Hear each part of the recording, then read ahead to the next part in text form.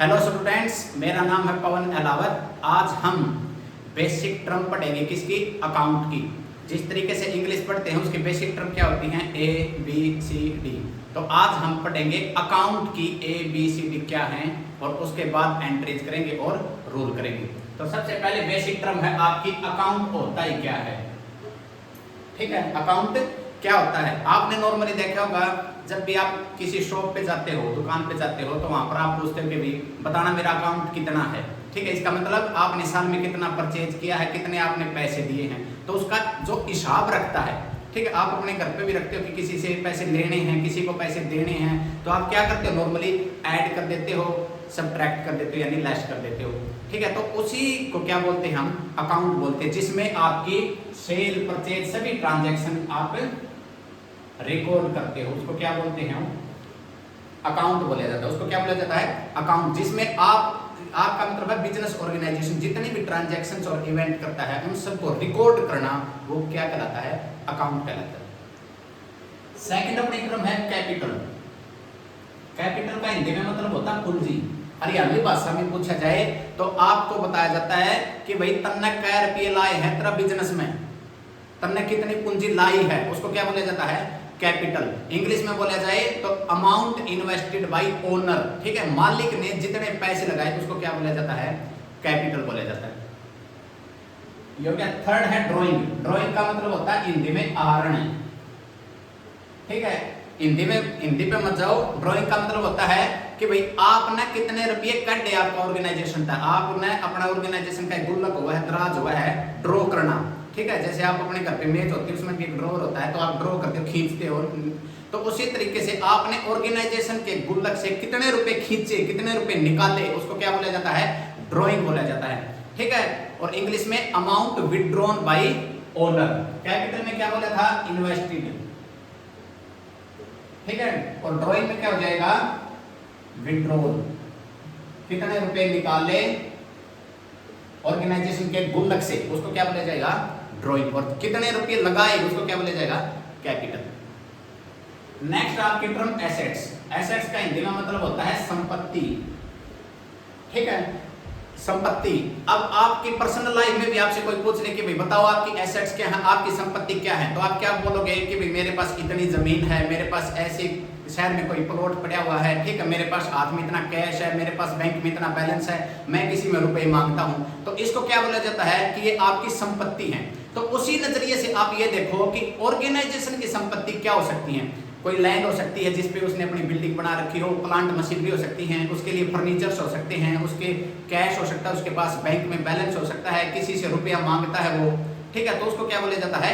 Assets बोला जाता है। इसमें सबसे ज्यादा ध्यान देना है, जब भी ऑर्गेनाइजेशन एसेट्स लेता है, ठीक है, जब भी ऑर्गेनाइजेशन क्या लेता है? एसेट्स लेता है, तो उसके माइंड में एक ही चीज रहती है कि वो लेता है उसको लॉन्ग टर्म के लिए। लॉन्ग टर्म का हिंदी में मतलब होता है लंबे समय के लिए। ठीक है, बिजनेस ऑर्गेनाइजेशन आप खुद ये देखो, जब भी कोई बिजनेस आप सेट करते हो, मान लिया आपने कोई प्रॉपर्टी डीलर का या फिर आपने कोई शॉप ही ओपन कर ली, तो आपके माइंड में एट द टाइम क्या चलता है? जब आप ओपन करते हो कि भाई इसको हम क्या कर रखेंगे? लंबे समय तक चलाएंगे। कभी भी बिजनेस हाउस होते हैं वो कभी ये नहीं सोचते कि भाई हम तो 1 या 2 साल बिजनेस करेंगे उसके बाद बंद कर देंगे, कभी ऐसा नहीं होता।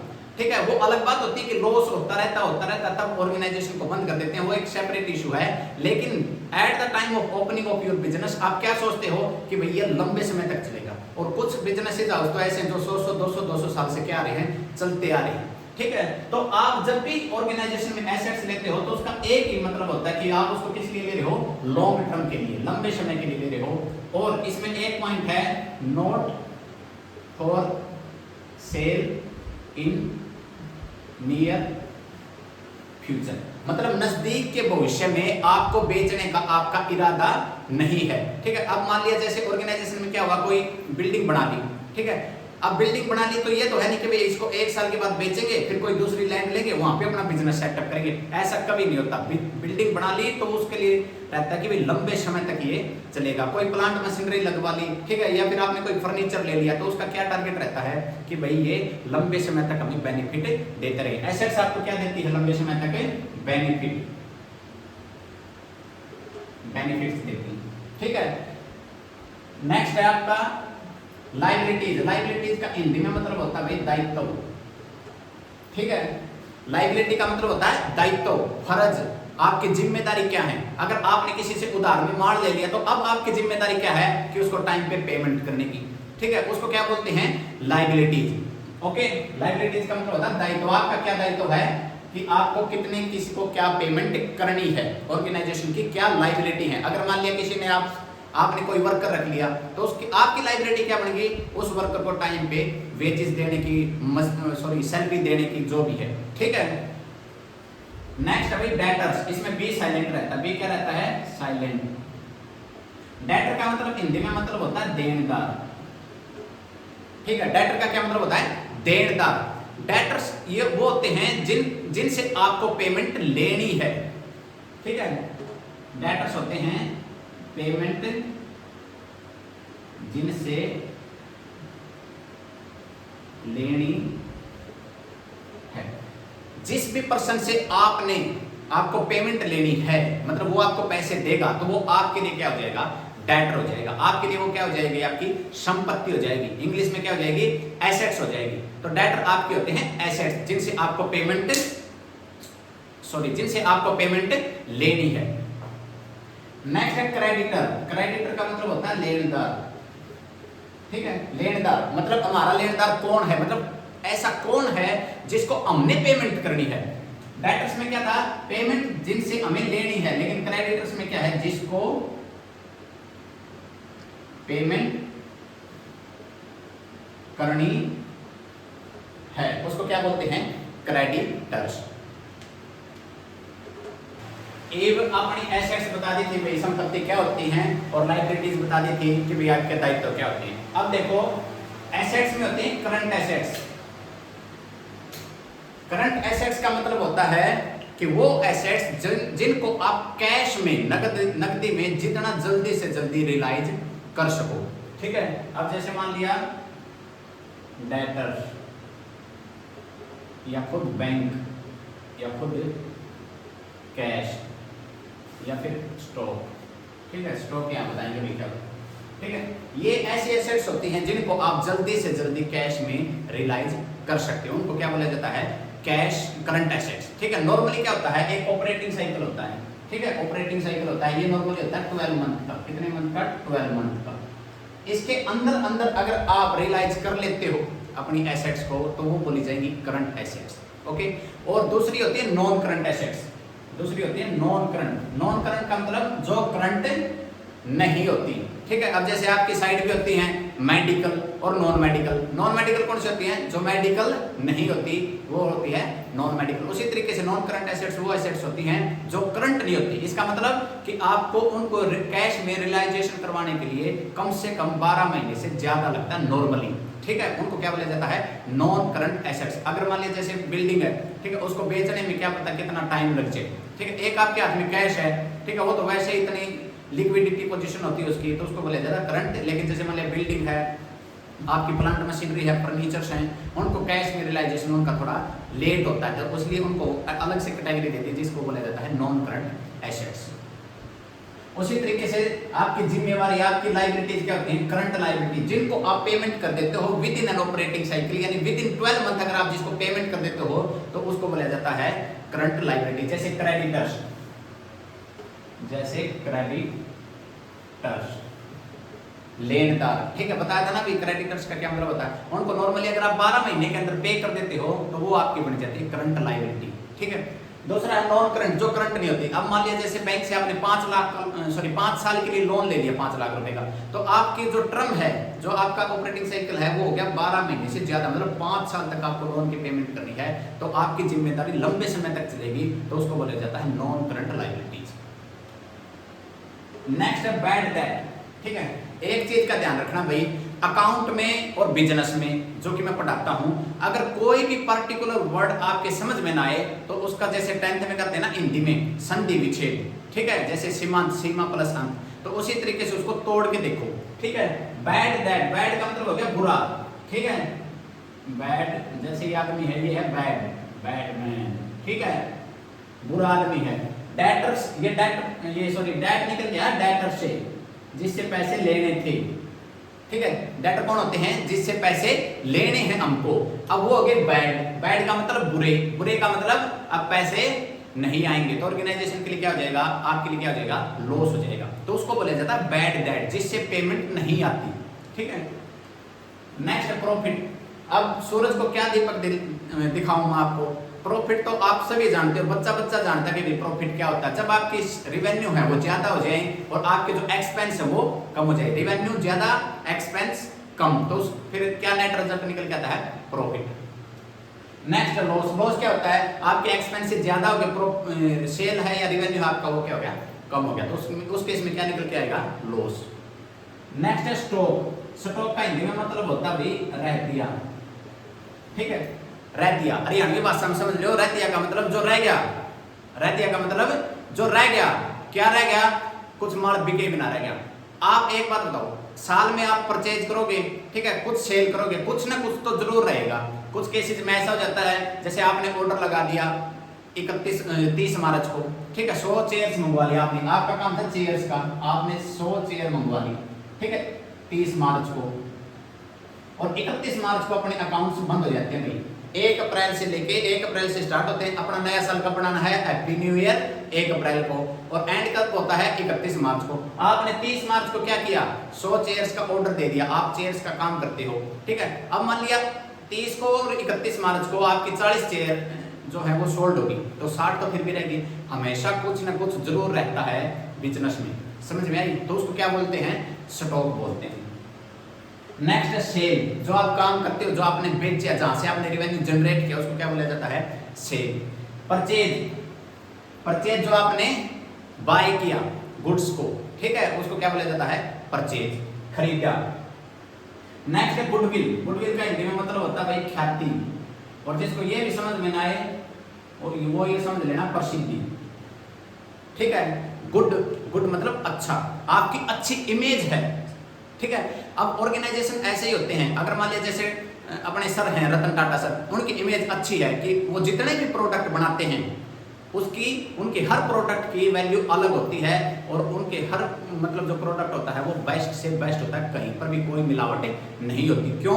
क्योंकि ये एक मतलब उन्होंने गुडविल क्रिएट कर रखी है, अपनी हाई क्वालिटी ऑफ गुड्स, जो भी उन्होंने क्वालिटी दी है अपने प्रोडक्ट्स की या सर्विसेज की, वो क्या रखी है? हाई रखी है, और उसका रेट क्या रखा है? फेयर रखा है, जायज, ठीक है। तो इसी तरीके से गुडविल क्या होती है? गुडविल होती है भाई आपने नाम कमा लिया, ठीक है। इसी तरीके से ऑर्गेनाइजेशन क्या करते हैं? अपना नाम कमाते हैं, ठीक है। उसको क्या बोला जाता है? गुडविल। हाँ भाई ये तो ऑर्गेनाइजेशन अच्छा है। वो अच्छा क्या कहलाता है? जो अच्छा वर्ड है वो वही, उसके लिए क्या हो जाएगी? गुडविल हो जाएगी, उसके लिए क्या हो जाएगी? प्रसिद्धि हो जाएगी। नेक्स्ट है फिक्स्ड एसेट्स। फिक्स्ड का मतलब है स्थायी। फिक्स्ड का क्या मतलब है? फिक्स होगी। कौन होगी फिक्स? एसेट्स। अब मान लिया बिल्डिंग है, बिल्डिंग को आप ऐसे हिलाओगे तो नहीं, वो क्या होगी? फिक्स होगी। फर्नीचर है, प्लांट एंड मशीनरी है, आपकी लैंड है, ये सारी कौन सी एसेट्स होती हैं? फिक्स्ड एसेट्स, जो एक टाइम पे कहीं ना कहीं इंस्टॉल हो जाती है, कहीं ना कहीं बढ़ जाती है, उनको क्या बोला जाता है? Fixed assets. नेक्स्ट है टेंजिबल।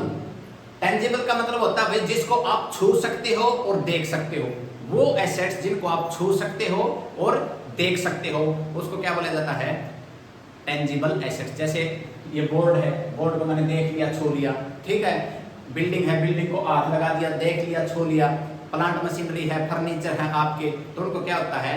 देख भी सकते हैं और छू भी सकते हैं। उन एसेट्स को बोला जाता है टेंजिबल एसेट्स। नेक्स्ट है इंटेंजिबल। इंटेंजिबल का मतलब मतलब जिसको आप छू नहीं सकते, देख नहीं सकते। सो ऐसे भी एसेट्स होते हैं, बिल्कुल होते हैं। हर ऑर्गेनाइजेशन में ऐसी एसेट्स होती हैं जिनको आप देख नहीं सकते और छू नहीं सकते, ठीक है। जैसे ट्रेडमार्क, ट्रेडमार्क या फिर कॉपीराइट। आपकी बुक के फ्रंट पेज पे देखना, 1 या 2 पेज के बाद वहां पर मिल जाएगा कि भाई trademark, registered trademark, registered copyright, ठीक है। वो क्या होती हैं? ऑर्गेनाइजेशन की एसेट्स होती हैं। कौन सी एसेट्स होती हैं? इंटेंजिबल एसेट्स, ठीक है। जैसे लाइसेंस हो गया, समझ में? तो वो कौन सी एसेट्स होती हैं? Intangible assets. नॉर्मली बेसिक अपनी क्रम हो चुकी हैं, कुछ 1-2 आएंगी, वो नेक्स्ट कंसेप्ट के साथ या क्वेश्चन के साथ करवा देंगे। जो इंपॉर्टेंट थी वो करवा दी हैं। अब कुछ बेसिक कंसेप्ट समझते हैं, ठीक है।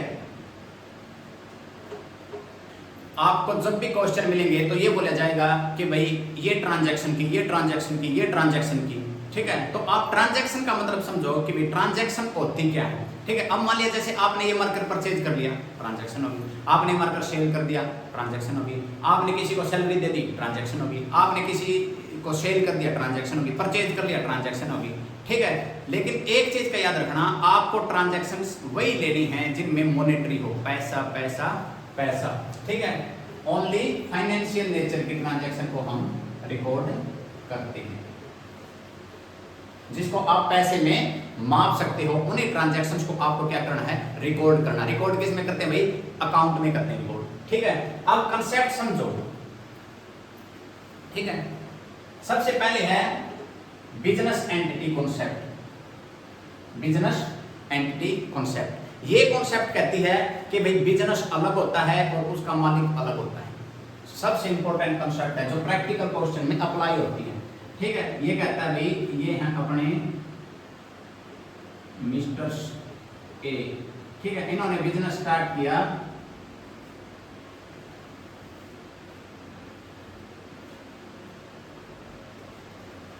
A B C and company. ये इनका क्या है, बिजनेस है, बिजनेस हाउस, ठीक है। और ये कौन है, मालिक, ठीक है। ये इसमें क्या लगाएंगे, कैपिटल। कैपिटल का क्या मतलब बताया था भाई, अब क्या रुपये लगा दिए तंत्रा बिजनेस में, मान लिया इसने रुपये लगे 5 लाख, कितने रुपए लगा दिए, 5 लाख, तो वो क्या हो जाएगी, कैपिटल हो जाएगी, ठीक है। अब इसकी क्या जिम्मेदारी है, A B C and company की, इसकी जिम्मेदारी है कि भाई ये मालिक को कमा के दे, क्या दे, कमा के दे, ठीक है। ये मालिक को क्या दे, कमा के दे। अगर मान लिया वो अपना बिजनेस स्टार्ट नहीं करता और किसी को पैसा दे देता, उधार पे दे देता, ब्याज पे दे देता, ठीक है, तो ब्याज आता, उसकी इनकम होती, ठीक है, बैंक में एफडी करवा लेता, इंटरेस्ट मिलता। तो उसी तरीके से इसने इसमें रुपए लगाए तो कुछ तो सोच के लगाए होंगे। आप अपने बिजनेस में पैसा लगाते हो, कुछ ना कुछ तो आपके माइंड में भी रंधा होगा ना कि भाई मैंने कमाना है। आप ती कमा के कौन दे होगा, आप ती कमा के दे होगा आपका बिजनेस, ठीक है। इनको क्या माना जाता है, अलग, ठीक है। ये होता है एक रास्ता, ठीक है। ये इस साइड चलेगा, ये इस साइड, इनकी लड़ाई हो रखी है आपस में, ठीक है। तू अलग मैं भी अलग। बिजनेस एंटिटी कॉन्सेप्ट यही कहती है कि भाई आपका बिजनेस आपके मालिक से सेपरेट है। उसी तरीके अगर मान लिया इसने पैसे लगाए तो ये एंट्री कर देगा, जब ये पैसे निकालेगा तो फिर एंट्री कर देगा, ठीक है। ये मालिक को भी नहीं बख्शेगा और औरों को तो छोड़ो, मालिक को भी नहीं बख्शेगा ये, ठीक है। बिजनेस में हर ट्रांजैक्शन को रिकॉर्ड करना है। Only those transactions and event will be recorded in the books of account which can be measured in term of money. Sir ये क्या बोल रहे भाई, वही ट्रांजैक्शन रिकॉर्ड करनी है आपको जिनको आप पैसे में माप सकते हो, ठीक है। अब अपने कैमरामैन को बुलाओ, अजीज इधर आओ भाई, देखो। Yes sir.